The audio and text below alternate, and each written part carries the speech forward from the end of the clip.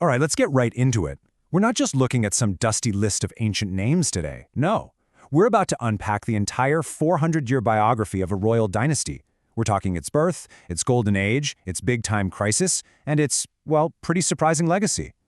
This is the story of the House of David, and we're going to tell it in 4 acts. So here's the big question right off the bat. How in the world do you even begin to track a single family line that lasts for 4 centuries? Through all the ups and downs, the wars and the peace, what's the one thread you can follow that ties it all together? And the answer, it turns out, is right here.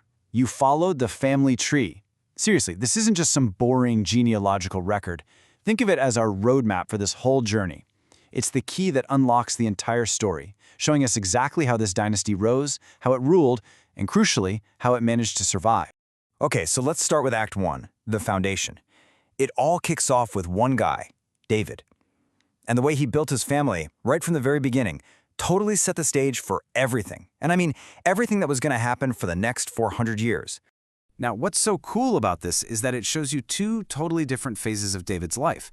Over on the left, you see his first 6 sons. They were all born in Hebron, back when he was just kind of a regional king. But then look at the right. As soon as he conquers Jerusalem and makes it the capital, his family just explodes in size. This isn't just about having more kids, it's a huge statement of royal power.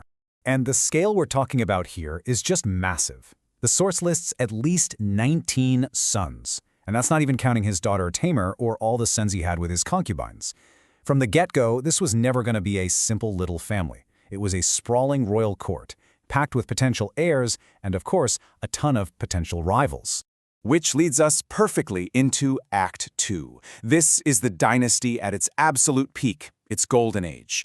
And it was all defined by one absolutely crucial thing: an unbroken chain of kings, with power passing smoothly from father to son, generation after generation. Just look at this chain. It kicks off with David's son, Solomon, and it just keeps going for 16 generations, all the way down to a king named Josiah. Now, don't worry about memorizing all the names here. That's not the point. The point is the pattern itself, the incredible, unbelievable stability of this single family line holding on to the throne for centuries. And this quote just captures that feeling perfectly. The source describes the succession with this steady, predictable rhythm. Solomon's son was Rehoboam, Abijah his son, Asa his son. It's like a constant drumbeat, just repeating over and over, hammering home the stability and order that defined this dynasty when it was at its strongest. But yeah, that rhythm doesn't last forever. Welcome to Act 3, the fracture. This is the moment the steady drumbeat just stops. The world is changing. There are all these external pressures, and that neat, orderly line of succession completely shatters. It all starts here, with the sons of that last stable king, Josiah. The source lists them out in birth order. Johanan is number 1, Jehoiakim is 2nd, Zedekiah 3rd, and Shallum 4th. Now, based on the last couple hundred years, you'd think the succession would be pretty straightforward, right? Well, you'd be wrong. That is not at all what happened. For the very first time in this dynasty's long history, that sacred rule of father-to-son succession gets broken. And a big reason why is that powerful empires like Egypt and Babylon are now getting involved, putting their own guys on the throne. And you can see the chaos reflected right here in the text. It says the successors of King Jehoiakim were Jehoiachin his son and Zedekiah his brother. Wait, what? His son and his brother? How does that work?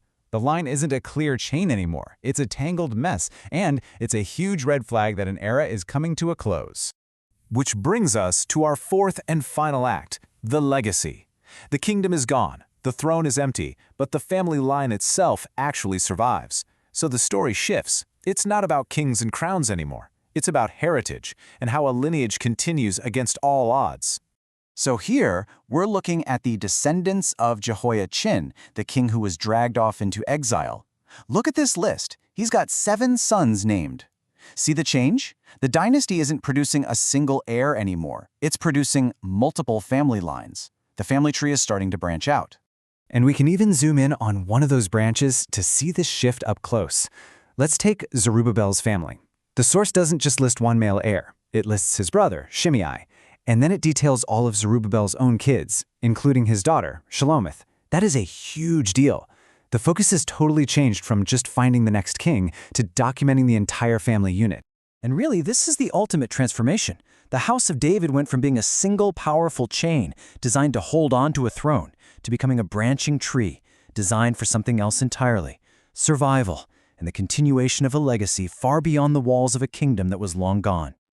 So, where does all this leave us?